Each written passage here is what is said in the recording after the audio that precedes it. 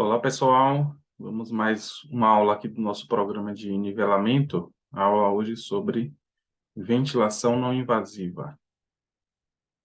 Trazer os aspectos básicos, mas bem importantes, e destacando também algumas das principais evidências científicas de ventilação não invasiva. Então, a ventilação não invasiva, né, é muito aplicada nos pacientes que têm insuficiência respiratória, seja ela aguda ou crônica agudizada, existindo já de algumas populações onde nós temos um nível de evidência muito bem consolidado.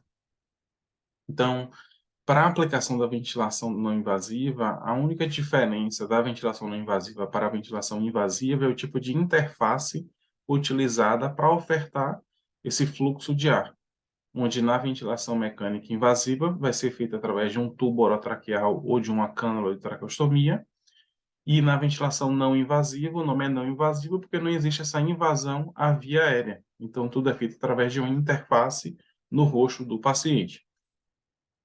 Via de regra, o paciente precisa ter uma indicação clínica, necessidade, precisa estar lúcido, ter boa adaptação à técnica e também à interface, manter uma boa permeabilidade e os mecanismos de proteção de deglutição preservados da via aérea, para evitar que não ocorra broncoaspiração, né? Isso passa pela capacidade de manter a proteção de vias aéreas, a tosse, de imobilizar a secreção.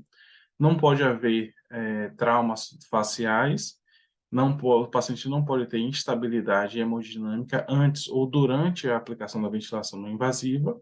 Óbvio, ter o estímulo respiratório preservado, para ele poder disparar o ciclo na ventilação não invasiva, e a ausência de complicações respiratórias severas. Então, pacientes com quadros muito graves, pneumonia avançada, que evoluam para síndrome do desconforto respiratório agudo grave, nós já sabemos que são candidatos a uma melhor efeito da ventilação mecânica invasiva, onde as tentativas da ventilação não invasiva podem até protelar a intubação e aumentar a mortalidade. Nesse sentido, é limitado o uso da ventilação não invasiva para aqueles pacientes que tenham alteração do nível de consciência, principalmente o rebaixamento do nível de consciência, a própria recusa do paciente, talvez por um uso prévio, por mecanismos de claustrofobia devido ao uso da máscara, instabilidade hemodinâmica, mas é claro que não é um fator impeditivo, seria uma contraindicação relativa. Paciente que tá chocado, né? Pressão arterial sistólica menor que 90, arritmias complexas, que tem obstrução nas vias aéreas ou traumas de face, que tenha déficit do mecanismo de proteção de vias aéreas, pacientes que mantêm distensão abdominal, que apresentem ou queixam de náuseas ou apresentam vômitos, devido ao risco de broncoaspiração, se for instalada a ventilação não invasiva, sangramento digestivo alto, também é contraindicação, pacientes que têm infarto agudo do miocárdio, porque a pressão positiva na ventilação não invasiva vai aumentar a pressão intratorácica e reduzir o retorno venoso, isso pode comprometer o suprimento e a nutrição do próprio miocárdio, contraindicações para cirurgias de pós-operatório de face, de vias aéreas superiores, e para cirurgia gástrica ou de esôfago. Isso sendo uma contraindicação relativa, nós temos algumas evidências mais modernas, onde mostram que, se for preservado um delta pressórico entre PIP e pressão inspiratória menor do que 15 centímetros de água, você tem menor chances de ruptura dessa anastomose, no caso de cirurgia do esôfago, né? Que é o grande problema. Mas sempre deve ser pensado com cuidado e discutido com o cirurgião. Então, aqui nós temos as imagens de um ventilador portátil e um tipo de interface não invasiva, e nessa imagem mostrando um paciente utilizando a ventilação não invasiva através de uma máscara full face, onde pega todo o rosto, a face do paciente, e sendo utilizada por um ventilador mecânico. Isso é uma das características, né? Os ventiladores mecânicos, eles podem ser utilizados como ventiladores de não invasivo, desde que eles tenham um software para isso. Por que é importante comentar sobre isso? Porque os ventiladores que não têm software para aplicação de ventilação não invasiva, as fugas que normalmente acontecem pela interface vão ser detectadas por aquele ventilador como escape. E ele, para compensar, ele vai gerar mais pressão. Esse ato de gerar mais pressão gera assincronia, gera desconforto e limita a tolerância do paciente ao uso da técnica. Então, é muito importante que, quando for aplicada a ventilação não invasiva num ventilador mecânico que a gente tem dentro das UTIs, que seja ajustado, seja verificado se esse ventilador ele tem um módulo de ventilação não invasiva. Hoje, basicamente, as principais marcas que nós conhecemos no Brasil, elas têm essa função habilitada já. Uma variável muito importante para a aplicação da ventilação não invasiva é a escolha da interface. Essa é uma das principais variáveis que interfere no sucesso da técnica da ventilação não invasiva.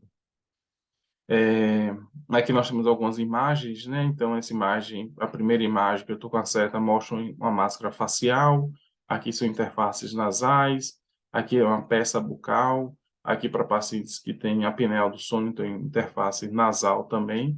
Então, existe uma infinidade de interfaces para pacientes que têm apneia do sono, onde não é o foco dessa aula. Tem toda uma especificidade de mensuração da interface para que promova, já que o paciente vai usar durante a noite por 6, 7 horas, para que promova conforto e o paciente possa se manter adaptado.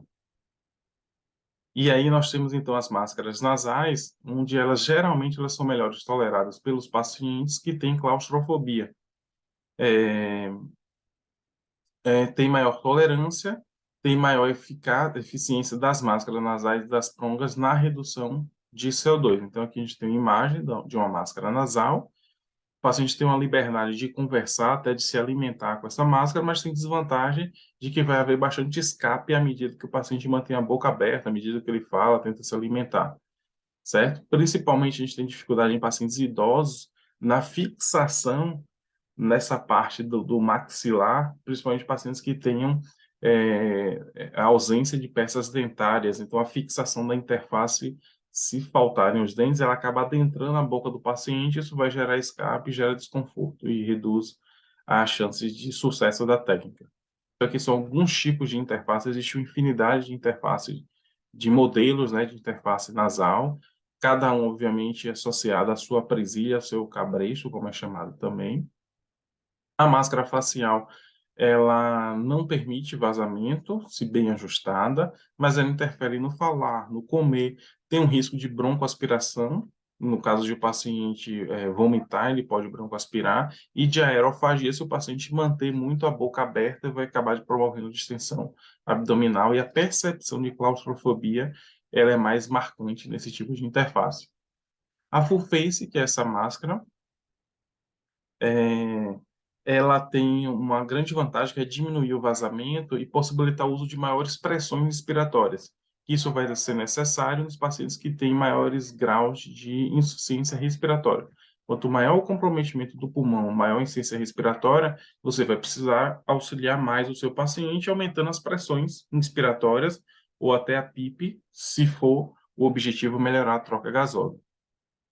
E essa máscara, por ter uma maior área de contato, então ela pega em partes muito duras do nosso rosto, o que facilita a sua fixação.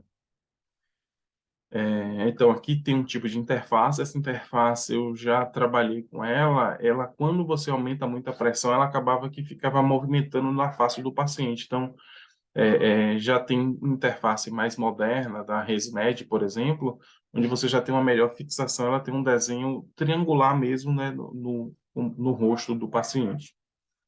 O helmet já foi um grande tabu a sua utilização no Brasil, porque não tinha regulamentação para a utilização na prática clínica desse tipo de interface, o helmet ou capacete, mas com o surgimento da pandemia desde 2020, ela foi bastante utilizada em pacientes com Covid-19, inclusive com estratégias adaptadas de máscaras de mergulho e outras máscaras de dispositivo tipo helmet que foram confeccionadas de baixo custo, né, para atender a demanda da pandemia, e nós tivemos bastante êxito, né, no sentido de melhorar a troca gasosa e evitar a intubação. Era esse o grande motivo de aplicação do helmet.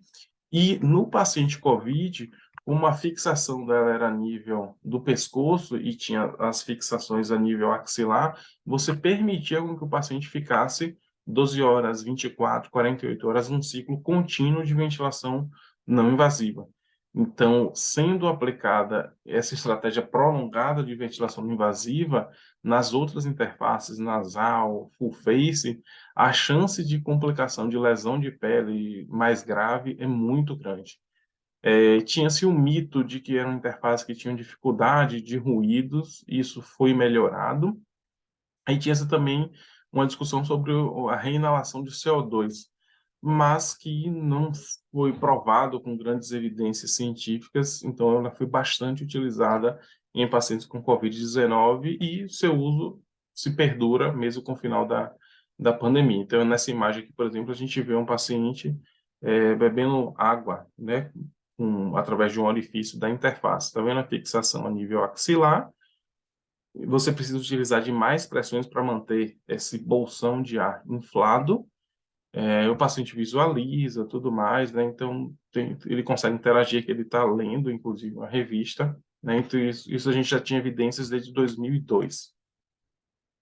Os tipos de fixação também são muito importantes, eles são associados ao tipo da interface, ok? Então, é, eles devem ter sua integridade preservada, porque quando você vai perdendo, principalmente essas interfaces em velcro, ela vai perdendo essa capacidade de fixação e você vai acabando tendo que arrochar, apertar mais no rosto do paciente, acaba envolvendo esparadrapo, tudo mais, então já é uma estratégia adaptada. Então, o ideal, percebendo a fragilidade na fixação desse velcro, é a troca desse velcro. Geralmente, essas interfaces, principalmente a full face, ela já vem com 5 presilhas, né, sobressalentes, com 5 presilhas sobressalentes, para que sejam feitas substituições quando necessárias.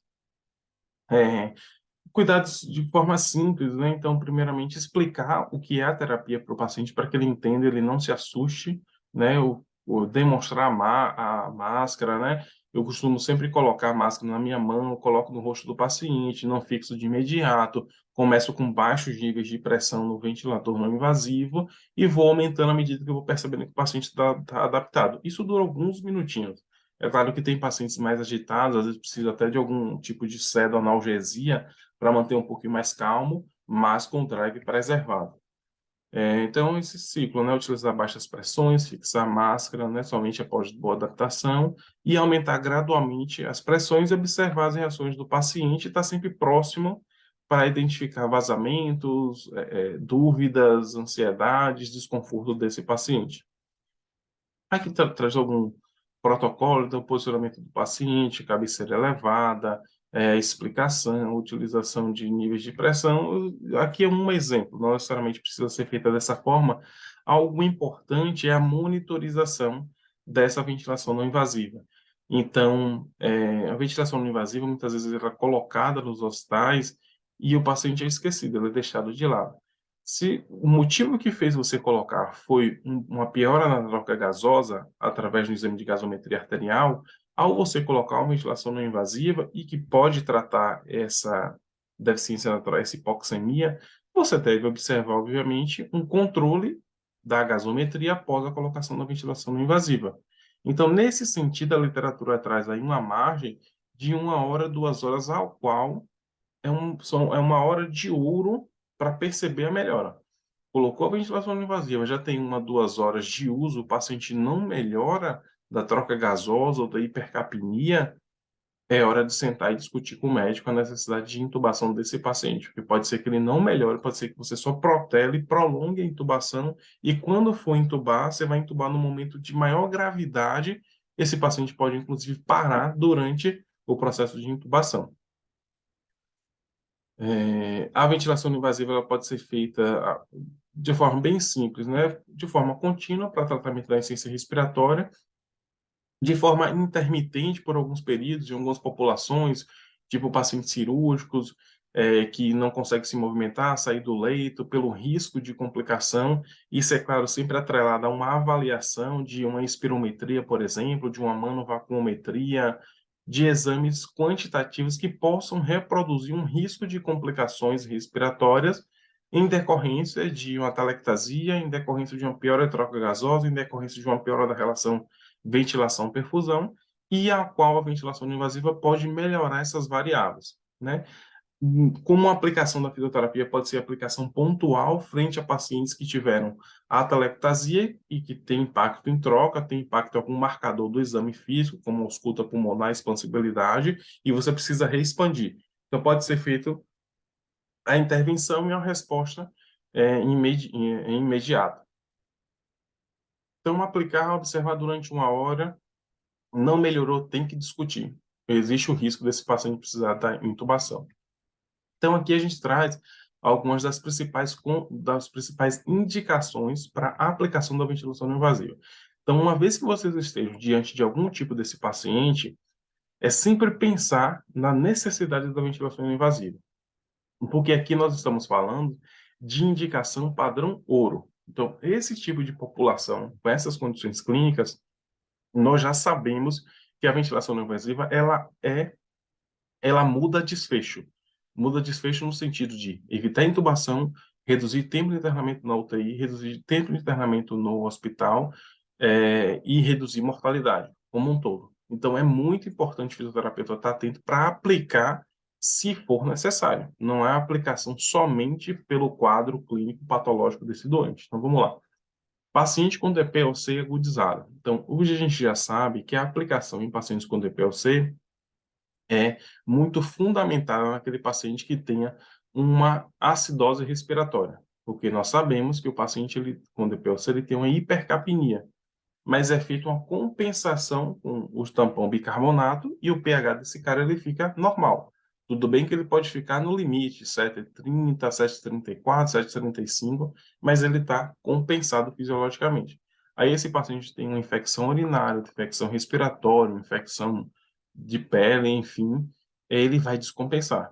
Se essa descompensação clínica promover uma acidose respiratória, aí a ventilação invasiva ela tem aplicabilidade e ela muda desfecho clínico. Se o paciente ainda não tem uma acidose respiratória, a ventilação invasiva, ela não tem uma garantia de sucesso que você vai reduzir essa acidose respiratória. Então, deve-se pensar nessa aplicabilidade. Se tem acidose respiratória, ok, jogue duro, tem que fazer ventilação invasiva, não tem nem que pensar. Paciente com edema agudo de pulmão, também um perfil de paciente onde a ventilação não invasiva, por ela melhorar a relação ventilação-perfusão e ajudar nessa força para expulsar esse líquido de dentro do alvéolo e reduzir a barreira alvéolo-capilar, ela é muito efetiva no controle dos sintomas desse edema agudo, que são desconforto respiratório, hipoxemia, aumento do trabalho, tiragem intercostal, que pode levar à falência respiratória. Então, a ventilação não invasiva, utilizando através de apenas um CPAP ou de um controle duplo de pressão, também são bem indicados, é bem fundamentado na literatura. Pacientes que têm insuficiência respiratória hipoxêmica tipo 1 também se beneficiam da ventilação não invasiva.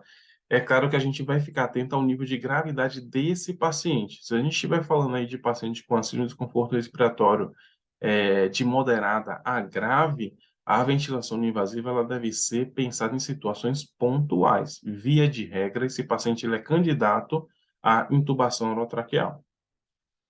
Aqui ele traz uma orientação de paciente de pós-operatório. Então, isso é muito importante para aqueles pacientes que fazem cirurgias torácicas ou abdominais.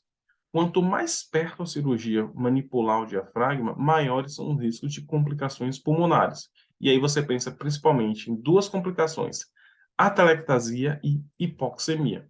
E você pode tratar e ou prevenir essas complicações através da utilização da ventilação não invasiva. Então, um paciente de um pós-operatório de cirurgia cardíaca, esternotomia, abriu o peito do cara.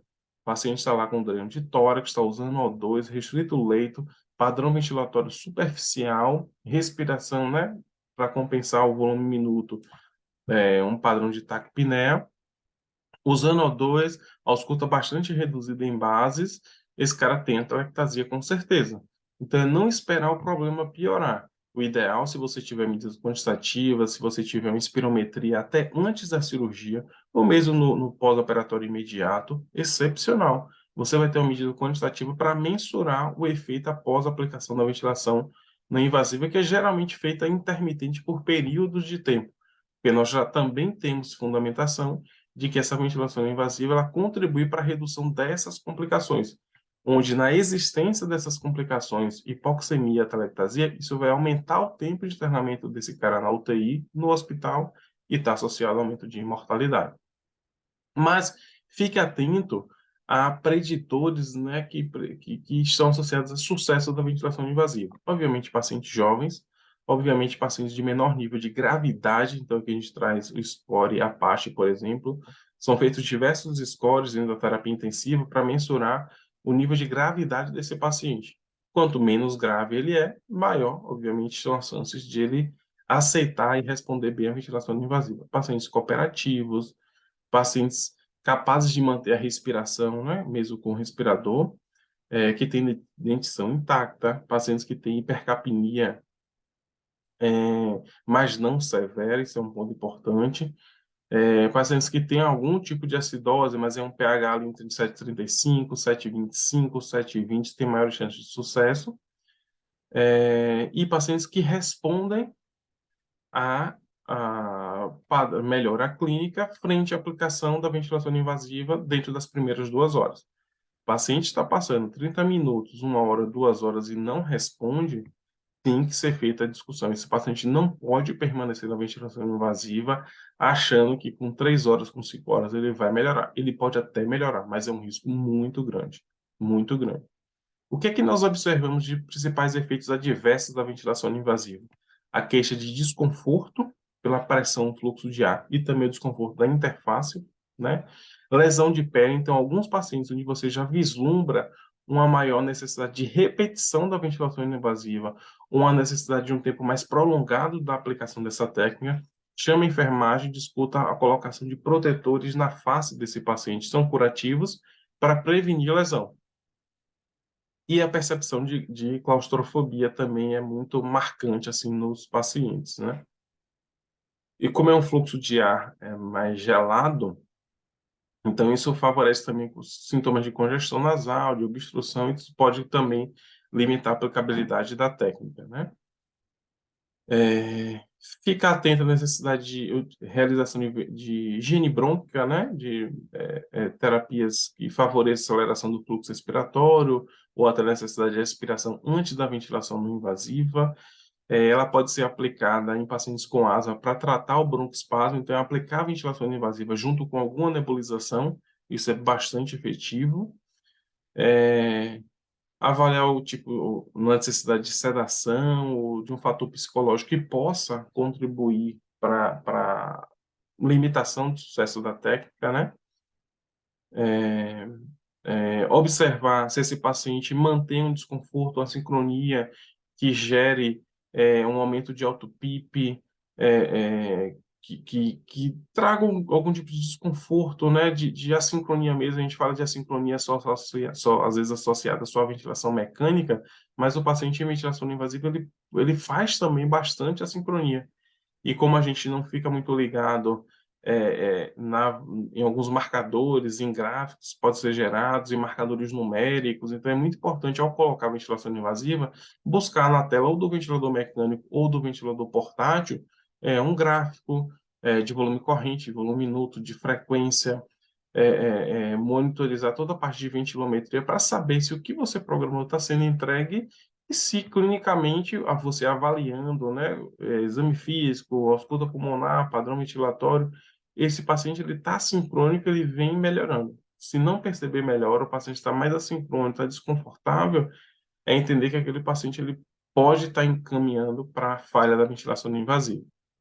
E a gente vai contraindicar essa técnica se o paciente tiver uma parada cardíaca, isso é óbvio, tiver uma falência orgânica, quadros de encefalopatia que reduzam o nível de consciência, certo? Instabilidade hemodinâmica, cirurgia de face, obstrução de vias aéreas, pacientes que não estejam cooperativos, pacientes que não tenham capacidade de proteger as vias aéreas e que tenham alto risco de aspiração. A gente vai limitar o uso da ventilação não invasiva. E uma vez que você aplique, ele pode estar limitando o sucesso se da técnica. Se o paciente tem um volume de secreção grande, se ele começa a cursar com instabilidade hemodinâmica, alteração eletrocardiográfica, piorou o nível de consciência, piorou a troca gasosa. Então, são critérios que a gente vai pensar em interrupção. Coloquei, o paciente tem indicação, mas esse paciente não responde. Pode estar preenchendo critérios de interrupção. Ela vai tratar todos os tipos de insuficiência respiratória? Não. Então, pacientes com exacerbação de DPLC, eu já citei, vou reforçar, desde que ele tenha acidose respiratória. Então, esse é um ponto fundamental. O paciente com DPLC tem acidose respiratória, ele precisa de ventilação não invasiva. Mesmo que ele não tenha sinais clínicos claros de insuficiência respiratória, como tiragem, taquipneia, esse paciente ele tem já uma indicação clássica que precisa para ventilação não invasiva. Então, tem diversos ensaios clínicos, revisões sistemáticas, é um nível A de evidência. São algumas indicações de ventilação não invasiva, que traz algumas estratégias de utilização de limitar, né, ajustar a pressão de suporte para que gere um volume corrente de 6 a 8 ml. A gente sempre pensa um volume corrente um pouquinho maior devido ao escape, né? Então, ventilação mecânica para paciente grave, você vai pensar em ventilar ele no máximo a 6 ml por quilo.